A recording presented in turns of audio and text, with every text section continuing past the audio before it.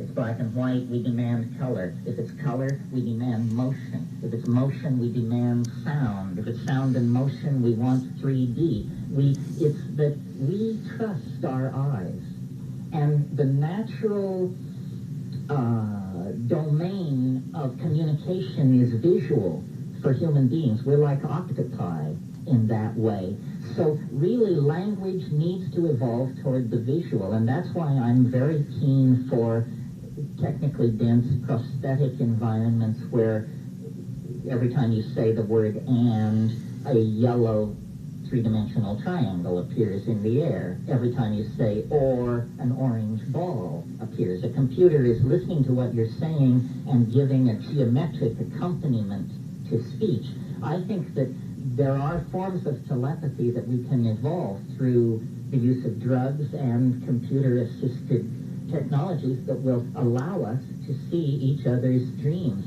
In spite of your correct assessment that I'm keen for the spoken word, I spend all summer learning modeling and three-dimensional animation programs from my son because I want to animate. I want to model. I see things on my trips that I have never been able to English, but that if I were a fully competent modeler and animator, I would just say, check it out. And I'm going to do that, and I urge you to do that. I mean, it's a funny thing to be told you want to spiritually advance, study 3D animation. But these are the frontiers of communication. We have an obligation to make our language more immediate. It is the most godlike thing we do. If you're looking for the thumbprint of Almighty God on the biological organization of this planet, it is human language. It is a miracle. I don't give a hoot what the dolphins and the honeybees are out there in the woods doing. It ain't like Milton. It ain't even like Bob Dylan. It ain't even as good as this, I'm willing to say. No, human communication is what we are, and it will lead us to be a symbiotic species if we put the pedal to the metal.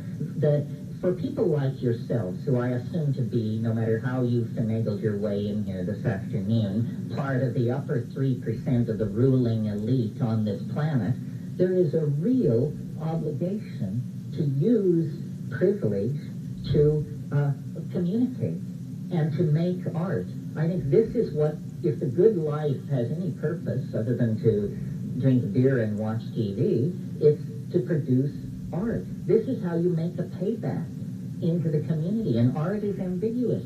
Your art may say things to people other than yourself that it would never say to you, but that's how we make the community richer. That's how we enlarge the dimensions of the human soul, by making art. Yeah.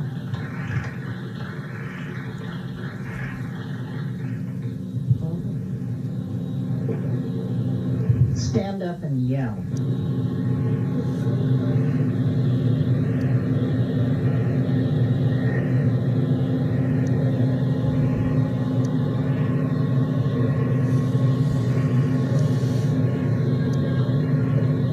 Louder. You said, do you take psilocybin and see self-transforming machine elves? No. Yeah?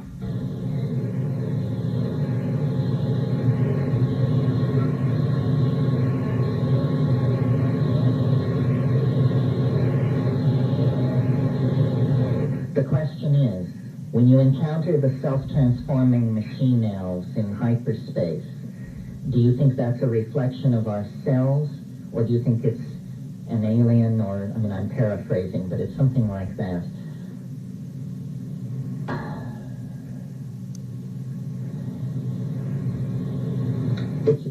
It's tricky, because we are not what we think we are.